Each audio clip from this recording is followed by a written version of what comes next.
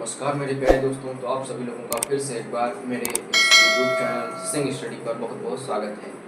तो आज के हम इस वीडियो में सीखेंगे क्लास 10th लाइट चैप्टर जो है उसके आंगिक प्रश्न की मैंने पिछले वीडियो में इसका 1 शॉट बताया है, तो आप लोग जाकर मेरे पिछले वीडियो देख सकते हैं।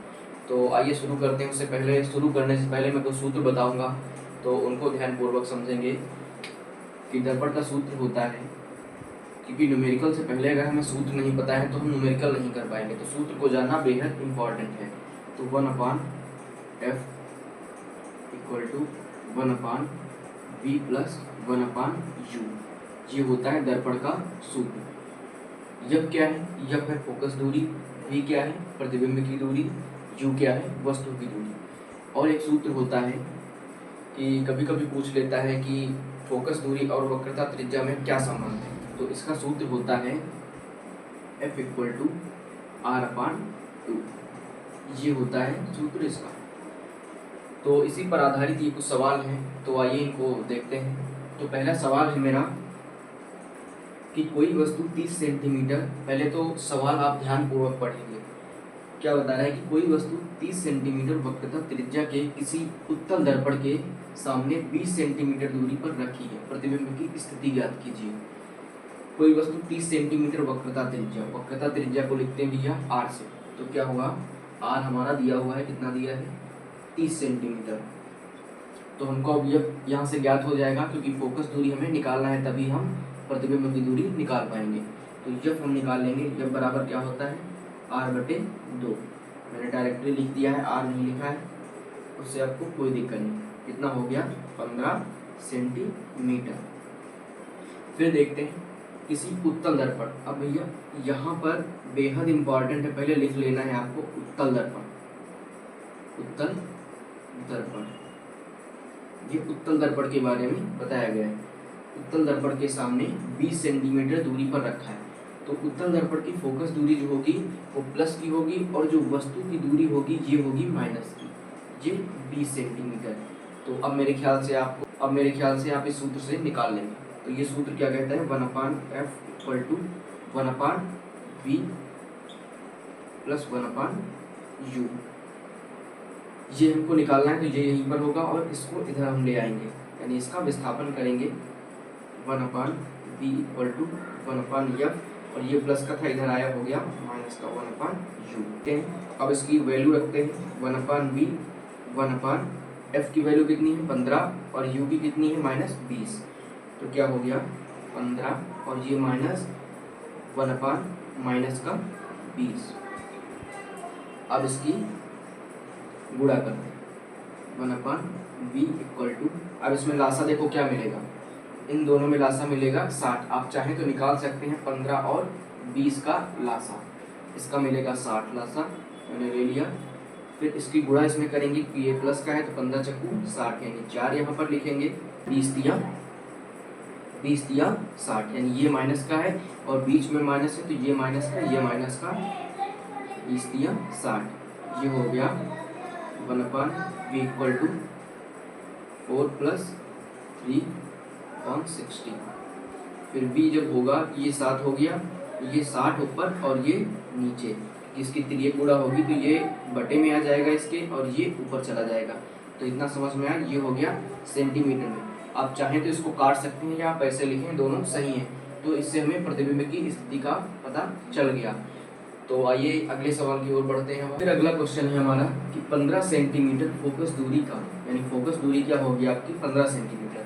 और सबसे पहले देखेंगे कौन सा लेंस? अवतल लेंस। तो सबसे पहले तो हम यहाँ पर लिखेंगे अवतल लेंस,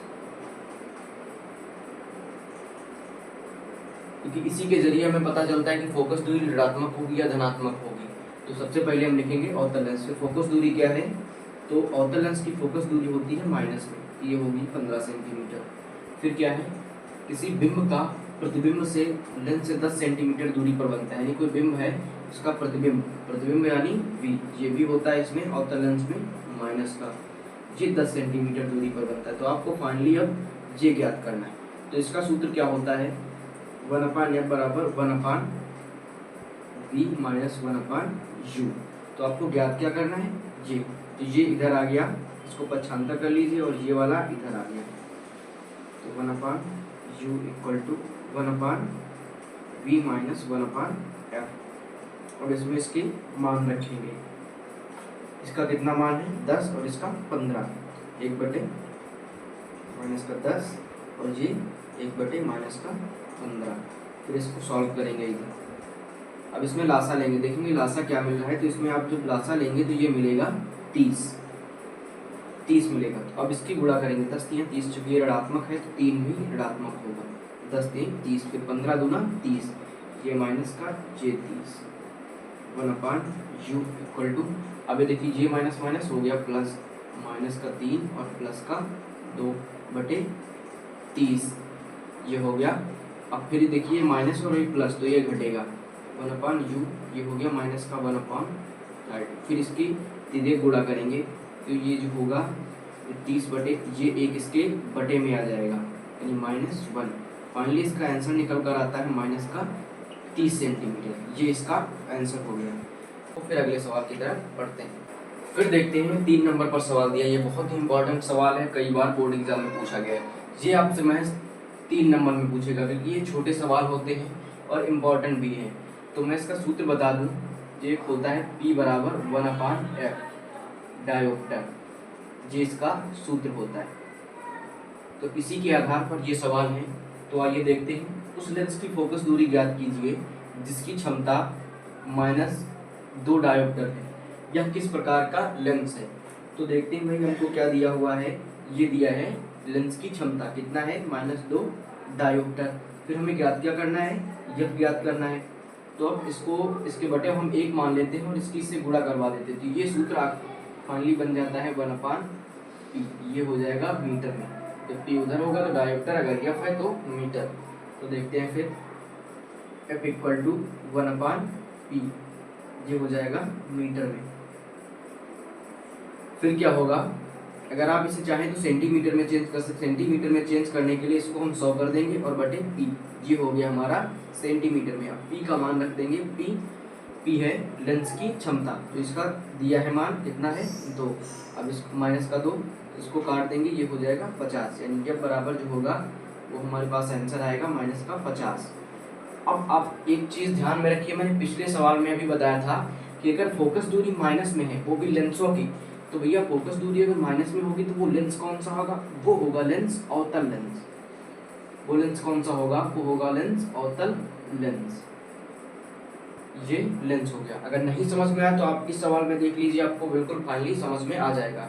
तो आइए इस सवाल को देखते हैं। 2 मीटर फोकस दूरी वाले अवतल लेंस की क्षमता ज्ञात कीजिए। इसके विपरीत है, इसमें फोकस दूरी पूछ रहा था और इसमें क्षमता पूछ रहा है। तो ये बराबर कितना है भाई 2 मीटर। फिर क्या ज्ञात करना है हमें, p। तो मैंने बताया था कि p इक्वल टू सूत्र क्या होता है 1/f डायोप्टर। इतना क्लियर हुआ। तो p बराबर, अब मीटर में दिया है तो आप इसे मीटर में रख लीजिए, वहाँ पर हम मीटर में ही रखते हैं। तो 1/2, अब इसको काट दिया भाई, ये आ गया 0.5। ये लेंस की क्षमता कितनी आई 0.5 डायोप्टर। ये हो गया इसका आंसर। तो मेरे ख्याल से मैंने जितने सवाल बताए हैं 4, तो आप लोगों को समझ में आ गया होगा।